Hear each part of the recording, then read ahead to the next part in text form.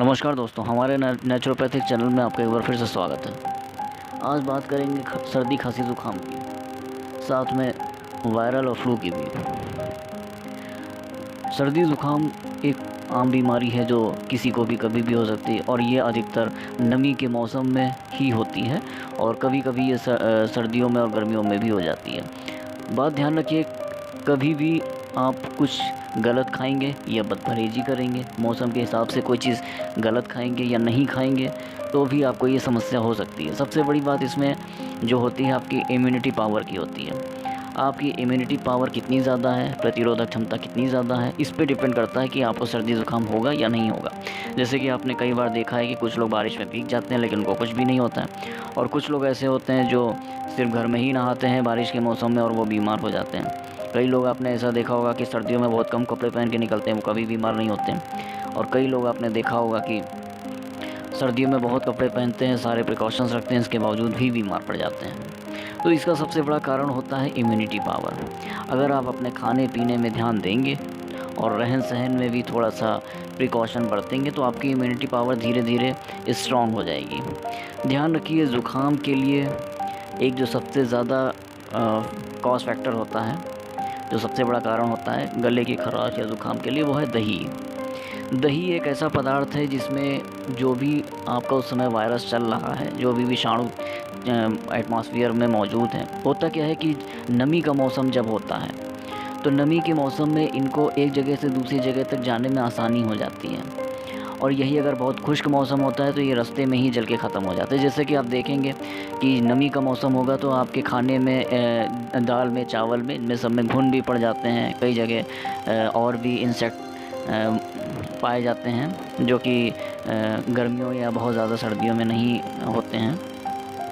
तो इसी तरह से जो ये बहुत छोटे जो आँखों से न दिखने वाले विषाणु होते हैं, ये भी एटमॉस्फेयर में उस समय फैल चुके होते हैं। और इनका जो सबसे अच्छा घर, इनका जो सबसे फेवरेट प्लेस होता है वो होता है दही। और दही में ये ईज़िली आप दही के माध्यम से ईज़िली आपके अंदर ये प्रवेश कर जाते हैं। तो दही का आपको सेवन नमी के मौसम में बिल्कुल भी नहीं करना है, सर्दियों के मौसम में भी नहीं करना है। दही का प्रयोग आप सिर्फ गर्मियों के मौसम में ही करें। दूसरी सबसे ख़ास बात है कि आप जब भी मौसम के अनुसार कपड़े पहने तो ये ध्यान दें कि आपको कितने कपड़े पहनने हैं। अगर सर्दी का मौसम है और आपने बहुत ज़्यादा कपड़े पहन लिए हैं और आपको लग रहा है कि अब कपड़े हम जितने ज़्यादा पहन लेंगे उतनी हमें सर्दी कम लगेगी, तो ये बिल्कुल अपोजिट है।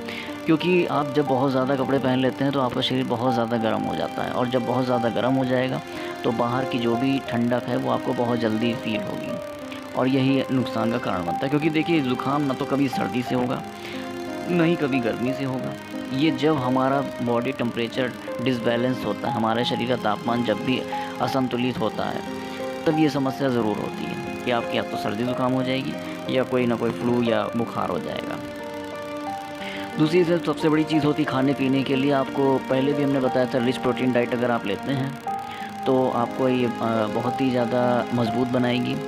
इसके लिए हम सोयाबीन की जो बड़ियाँ आती हैं, जो न्यूट्रेला के नाम से बाज़ार में मिल जाती हैं, हम हमेशा इसी को सजेस्ट करते हैं। अगर आपके ज़ुकाम हो भी गया है या लग रहा है कि आपको ज़ुकाम हो जाएगा तो आप उसका उपयोग कर सकते हैं। दूसरी एक सबसे बड़ी चीज़ है कि आप जब भी कोई गर्म पदार्थ खाएं या कोई गर्म तासीर की वैसी चीज़ खाएं तो ये ध्यान रखें कि अगर आपको कुछ समय कुछ ज़ुकाम लग रहा है या ऐसा है कुछ, तो उस समय उसको अवॉइड करें। जैसे कि मान लीजिए आपको फ़ील हो रहा है कि आपको कुछ सर्दी का असर है, कुछ ज़ुकाम लग रहा है, नाक से आवाज़ आ रही है बोलने में, और अगर उस टाइम पे आप बहुत ज़्यादा बादाम खाते हैं, अखरोट खाते हैं, लहसुन खाते हैं, तो वो तुरंत ही आपका जो बलगम है वो तुरंत ही वहाँ पे सूख जाएगा, सूख के चिपक जाएगा। ध्यान दीजिए, जैसे कि मान लीजिए हमने पहले जैसे कि धातु रोग के लिए ही आपको बताया था कि उसमें जब तक वो ठंडा रहेगा तब तक वो एक जगह पे मौजूद रहेगा, और जैसे ही वो गर्मी पाएगा एक चाशनी की तरीके से वो बहने लग जाएगा।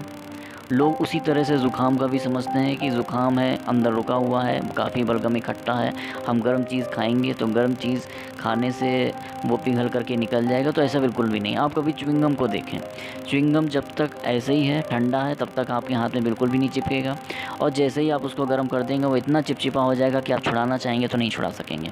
बिल्कुल यही चीज़ बलगम के साथ भी होती है।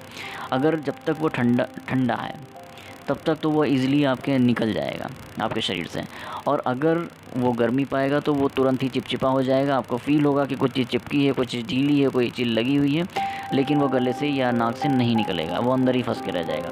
तो ऐसे टाइम पे कभी भी गर्म चीज़ों का सेवन नहीं करना चाहिए। उस समय ना तो आप ठंडी चीज़ों का सेवन कर सकते हैं, ना ही गर्म चीज़ों का सेवन कर सकते हैं। आपको बिल्कुल सिंपल खाना खाना है। और एक सबसे बड़ी बात आपको बता दें कि जो लोग सोचते हैं कि ज़ुकाम उनका 5-10 मिनट में ठीक हो जाए, उसके लिए कोई टेबलेट वगैरह, तो बिल्कुल ही गलत है। अगर आप ज़ुकाम को किसी भी टेबलेट को खा के या इस तरह से सुखाते हैं, 2 समस्याएं आपके सामने ज़रूर होंगी। एक तो आपके बाल बहुत जल्दी पकने लग जाएंगे, यानी सफ़ेद होने लगेंगे, और एक आँखों की समस्या भी आपको हो सकती है कि आपकी आई साइट वीक हो जाए, और इसका एक असर दिमाग पर भी पड़ता है। आपकी दिमाग को एक अजीब सा बंधा सापन लगेगा। कुछ लोगों में ये भी देखा गया है कि उनकी सुनने की शक्ति भी कम हो जाती है। और अगर ये मामला फेफड़ों से है तो ऐसे लोगों को बहुत जल्दी टीबी या अस्थमा वगैरह भी हो जाता है, जिनको इस तरह की दिक्कत हो। तो इसलिए ऐसे समय पे ना ही कोई टेबलेट लेनी चाहिए, ना ही कोई गर्म चीज़ों का सेवन करना चाहिए जिससे बलगम चिपचिपा हो। उस समय ना तो आपको कोई ठंडी तासीर की चीज़ें खानी, बिल्कुल सिंपल खाना खाना है। जैसे कि मान लीजिए परवल आलू की सब्ज़ी है, आलू का भी सेवन बहुत कम वैसे करना चाहिए, और लौकी की सब्ज़ी है, और सिंपल रोटी, और न्यूट्रिले का अगर आप सेवन, वही जो सोयाबीन की बढ़िया होती हैं, अगर आप कर सकें तो वो सबसे बेस्ट है, क्योंकि वो आपकी इम्यूनिटी पावर को बहुत ज़्यादा बढ़ा देगा। और कैल्शियम के भी कुछ चीज़ें होती हैं, जैसे कि आपको हम कई वीडियो में भी बता चुके हैं कि चूने का इस्तेमाल आप रेगुलर करें। जो खाने वाला चूना होता है, जो कि आपको किसी भी पान की दुकान में छोटी सी डिब्बी मिल जाएगी, वो गेहूं के दाने के बराबर आपको दोपहर के खाने के बाद थोड़ा सा लेना है, और खाने के बाद ही लेना है। ऐसा ना हो कि खाने से आप पहले लें, और ऐसा ना हो कि खाना खाने के बहुत बाद लें, क्योंकि वो जो चूना होता है वो अगर खाने के साथ जाता है या खाना खाने के बाद जाता है तो खाने में मिक्स होकर के ही आपके कैल्शियम की पूर्ति वो करता रहता है, और अदरवाइज़ आपको दिक्कत कर सकता है। और अगर किसी को किडनी में स्टोन वगैरह की प्रॉब्लम है तो वो चूने को अवॉइड करें, चूना ना खाए। बाकी सर्दी गर्मी का परहेज़ तो आपको करना ही है। जैसे कि कुछ लोगों की आदत होती है कि बाहर से चल के आए, और चल के आने के बाद उन्होंने तुरंत ही पैर धो लिया, या उन्होंने ठंडा पानी पी लिया। इसी तरह से मान लीजिए रात में सो रहे हैं, सो के उठे, प्यास लगी, उन्होंने तुरंत ही पानी पी लिया, शरीर गर्म था और एकदम से ठंडा पहुंच गया। तो ऐसे में भी ज़ुकाम और बुखार के चांसेस हो जाते हैं। बुखार एक्चुअली हमारे शरीर के तापमान को मेंटेन करने की कोशिश करता है, और इसी वजह से बुखार मतलब आ जाए। लेकिन बुखार से कहीं ज़्यादा जो तकलीफ़ देने वाला होता है वो ज़ुकाम होता है, क्योंकि ज़ुकाम का जो टाइम पीरियड होता है वो मैक्सिमम 15 दिन का होता है।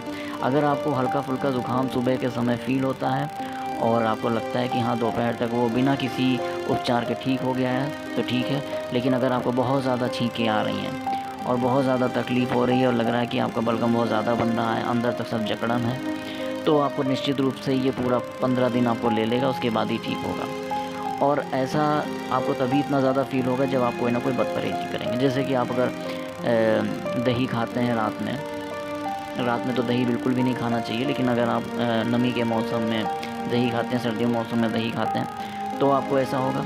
दूसरी चीज़ कि अगर आपको कब्ज़ है, यानी आपको मोशन क्लियर नहीं होता, लैट्रिन साफ़ नहीं होती है, तो भी आपको ये दिक्कत होगी। क्योंकि आप मान लीजिए कोई गलत चीज़ खाते हैं तो शरीर उसको बाहर निकालने की कोशिश करता है, लेकिन अगर आपको कब्ज़ की दिक्कत है, आपका पेट साफ़ नहीं होता है, तो वो चीज़ कहीं ना कहीं वहाँ अटक के रह जाएगी पेट में आपके, और वो दिक्कत करेगी। होम्योपैथी की दवाई एक लेमिना माइनर 30 आती है, अगर आप उसको चाहें तो इस्तेमाल करके देख सकते हैं। और इसको आपको सिर्फ दिन में एक बार ही लेना होगा, 1 या 2 बार आप बस ले सकते हैं। फिर से नाम बता देते हैं, लेमिना माइनर 30। तो इसको आप जो है ज़ुकाम के फर्स्ट स्टेज पे ही लें, और अगर आपका जो है ज़ुकाम लग रहा है कि बहुत ज़्यादा बढ़ चुका है, तो फिर एक मेडिसिन होम्योपैथी की आती है, कैलकेरिया फास 6x एक्चुअली होती ये कैल्शियम के लिए, लेकिन ये इम्यूनिटी पावर को बहुत स्ट्रॉन्ग बना देती है। तो फिर से आपको इसका नाम बता देते हैं, कैलकेरिया फॉस 6x। किसी भी होम्योपैथी स्टोर पे आपको मिल जाएगी। तो अगर आपको ज़ुकाम बहुत ज़्यादा है, बहुत ज़्यादा तकलीफ़ दे रहा है, नाक भी बंद है और ये सेकंड या थर्ड स्टेज पर है, तो आप कैलकेरिया फॉस का इस्तेमाल कर सकते हैं। और अगर इनिशियल स्टेज में, मतलब शुरू में बिल्कुल है अगर, तो आप इसको लेमना माइनर का इस्तेमाल कर सकते हैं। और बाकी आपको बिल्कुल जैसा कि मैंने बताया कि सिंपल खाना खाना है, पर्याप्त नींद लेनी है, क्योंकि इसमें नींद भी बहुत ज़्यादा डिस्टर्ब होती है, और आपको आराम भी करना है। अगर आप कर सकते हैं तो आप अपनी एक्सरसाइज़, अगर आप रेगुलर कर रहे हैं तो एक्सरसाइज़ को आप रेगुलर ही रखें। अगर बुखार है तो आप ना करें, अगर सिर्फ ज़ुकाम है तो एक्सरसाइज़ कंटिन्यू रखें, क्योंकि एक्सरसाइज़ भी हमारी इम्यूनिटी पावर को बढ़ाता है। इसीलिए मैंने अपने पिछले वीडियो में बताया था कि आप अगर खाना रिच प्रोटीन डाइट लेते हैं और आप ढंग से एक्सरसाइज करते हैं पर डे रेगुलर, तो आपको ये कोई दिक्कत किसी तरह की होगी ही नहीं, क्योंकि आपका इम्यूनिटी पावर काफ़ी स्ट्रांग हो चुकी होगी। तो बस यही उपचार हैं जिनका आप इस्तेमाल करके ज़ुकाम बुखार सबको बाय बाय बोल सकते हैं। और इस वीडियो को आप ज़रूर शेयर कीजिए, ज़रूर सब्सक्राइब कीजिए, ज़रूर लाइक कीजिए, जिससे कि आप ऐसे और बहुत से उपचारों को हासिल कर सकें, और हो सकता है कि आपके आसपास के भी लोग हों जिनको इसका फ़ायदा मिल जाए। धन्यवाद।